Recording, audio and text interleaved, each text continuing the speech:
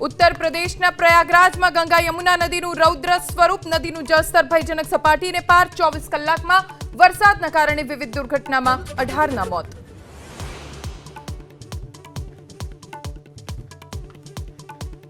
સતત વરસાદના કારણે રાજસ્થાનમાં પૂરની સ્થિતિ અજમેર પુષ્કર અને પાલીમાં જળબંબાકાર અનાસાગર તળાવ ઓવરફ્લો થતા ટુ વ્હીલરની અવરજવર બંધ ઉપરવાસમાં ભારે વરસાદના કારણે બનાસ નદીમાં વધી પાણીની આવક નદીનું પાણી દાંતીવાડા ડેમમાં પહોંચતા ખેડૂતોને થશે ફાયદો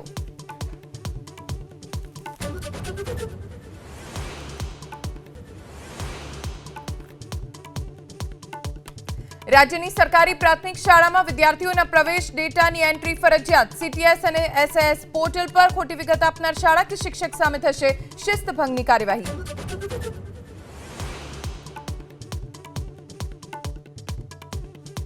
રાજકોટ એમ્સમાં ટૂંક સમયમાં શરૂ થશે ન્યુરોસર્જનની સુવિધા 3 મહિનામાં 15 ઓપીડી ન્યુરોસર્જન સહિતની સુવિધા દર્દીઓ માટે થશે ઉપલબ્ધ